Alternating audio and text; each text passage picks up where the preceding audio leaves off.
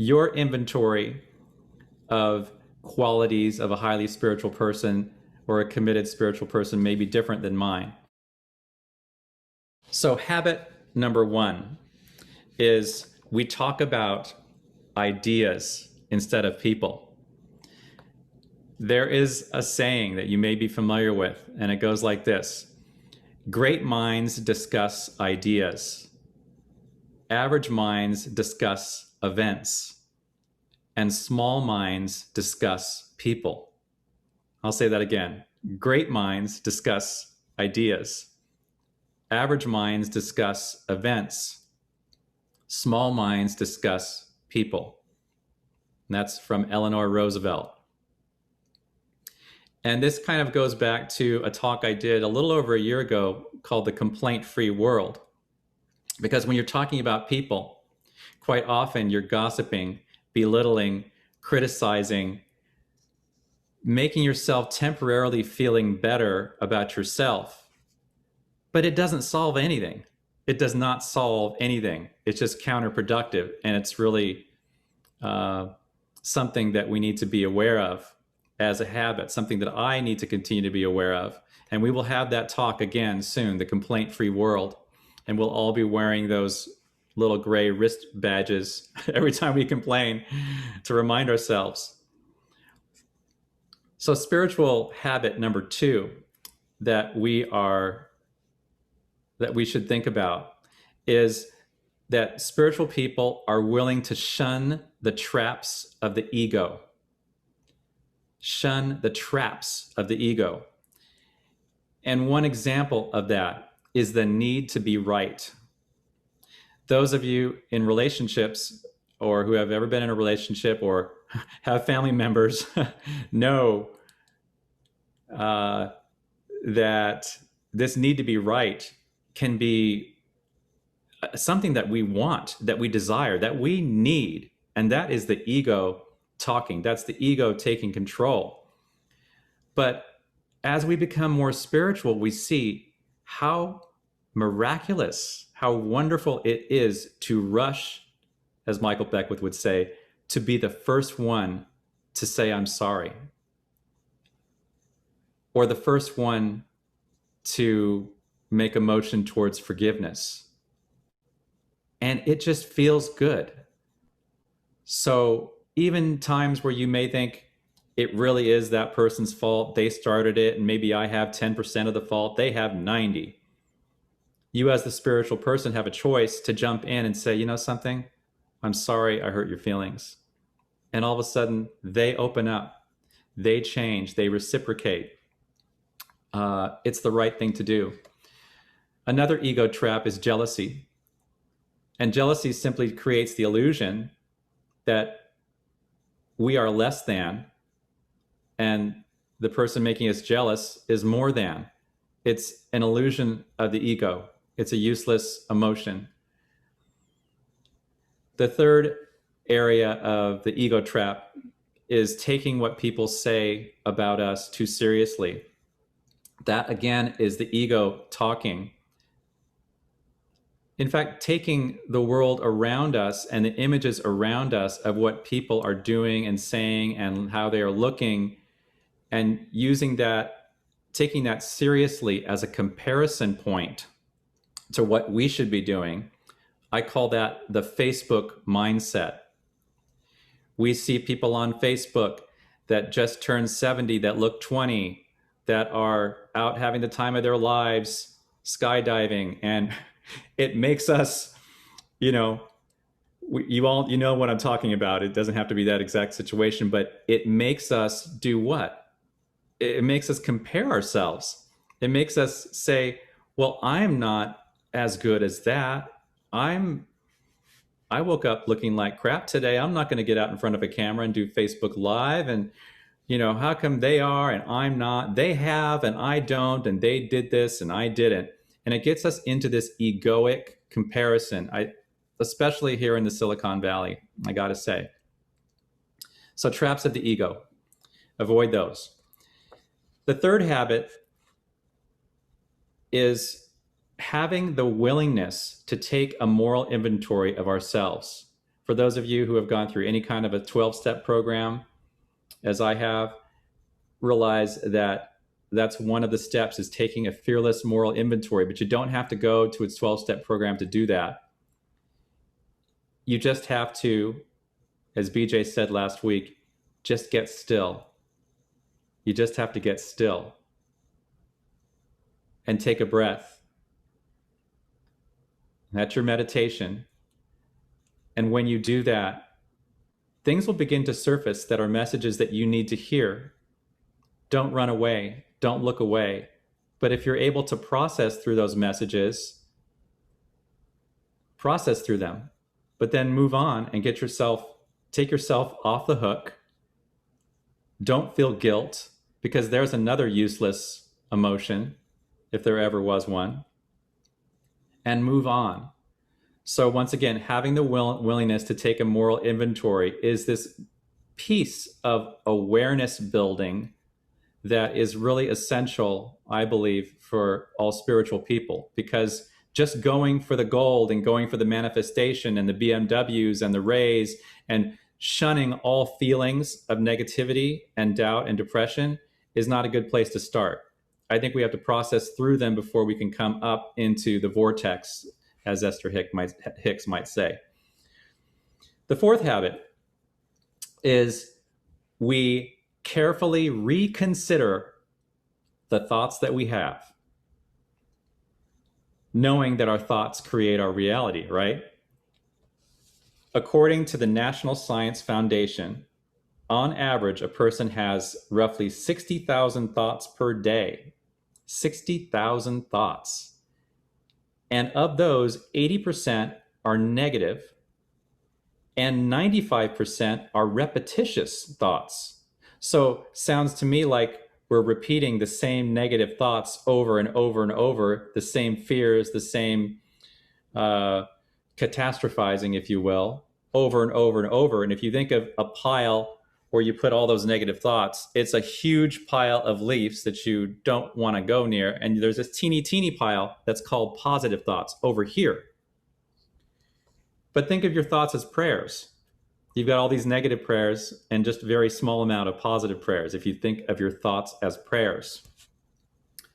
Well, Elisa Bloom Robinson, one of our past speakers, said the way to start changing your thoughts is when you have a negative thought, look back and say, stop. Let me reconsider that thought.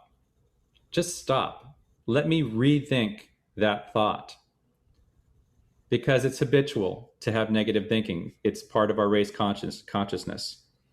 Or as Byron Katie would say, ask yourself, is that really true? Is it really true that the world is going to go to hell in a handbasket this year? We may be catastrophizing too much. Michael Beckwith, in a book written actually a while ago called The Secret, that some of you may have on your bookshelves, I bet you do, said that oftentimes when people begin to understand the great secret, they become frightened of all the negative thoughts that they have had. They need to be aware that affirmative thought is 100 times more powerful than negative thought. There's a scientist who measured that in a book called, I think, Power and Force. Positive thoughts are much more powerful than negative thoughts. So that eliminates some of the worry right there. So you can turn it around. And that's one of the reasons why at the very basis of unity prayer is positive thought, affirmational prayer, affirmations. And that's why we do that at every service. So habit number 5 is you are a spiritual seeker. Once again, going back to last week's daily word, you are a spiritual seeker. What does that mean? I think it means you're hungry for more information. You're hungry for new ideas. You know, Myrtle Fillmore and Charles and Ernest Holmes never wanted to write down the dogma and have it be dogma, because they believed that 100 years later, 130 years later, here we are, that our ideas should develop. Our spirituality, our knowledge and wisdom of spirituality should grow and change, and they didn't want to limit that. So we as spiritual seekers goes right along with our faith tradition, where we're looking at the latest podcasts. We're looking at Marianne is looking at the Insight Timer and learning new guided meditations. We've got new books coming out all the time, new podcasts, and it's very much a place that's easy to find information. And so I'll ask this question: where do you get spiritually fed? Where do you get your new spiritual ideas? I think one of the places could be here, but where else? So habit number 6 is we construct a life by design with the affirmation that we are the CEO of our lives. We construct, if you could take a blank sheet of paper and say, okay, I'm going to build a life. Many of you have built that life.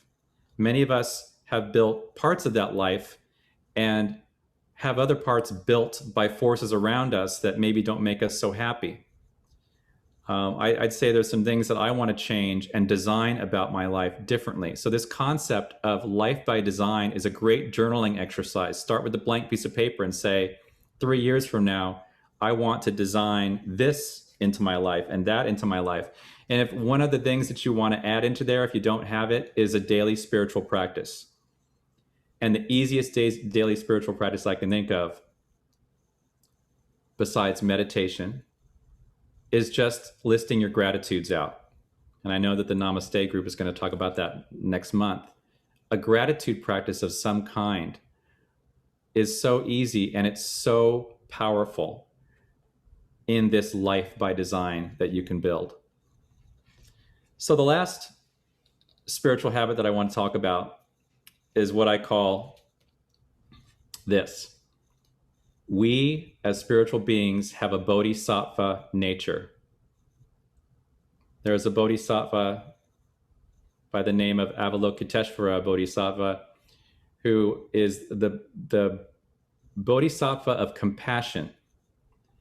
Compassion because all of the Bodhisattvas chose not to reach enlightenment and become Buddhas.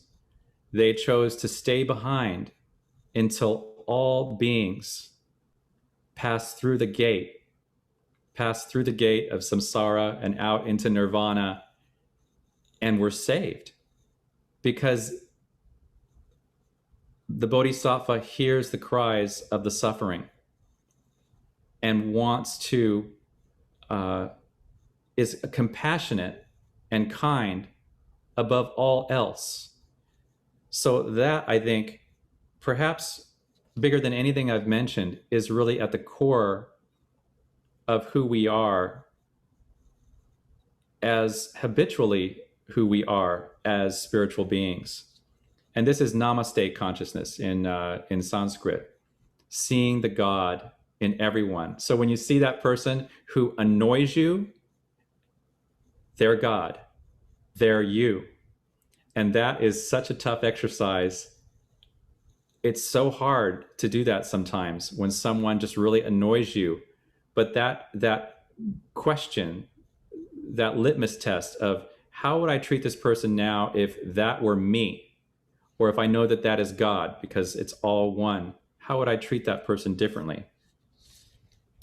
So this leads me to a concluding question. Why have you chosen a spiritual path? Why are you on that path? Maybe just jot down a note for a second.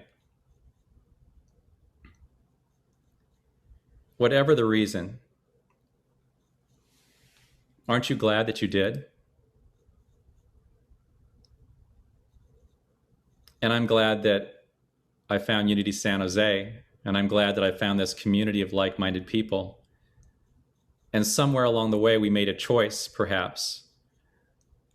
Maybe some of us were raised, like me, I was raised as a Catholic, and it was a religion I didn't relate to and understand as it was being given to me. So I had to leave it And in essence, I had to leave God before I could come back to God. And God found me in a redefined way.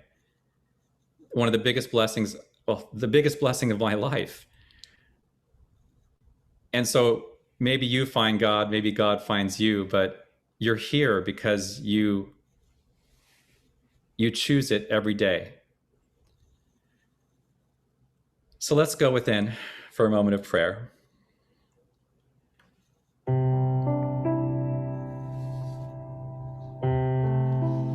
And as we come together in consciousness, let's close our eyes and just feel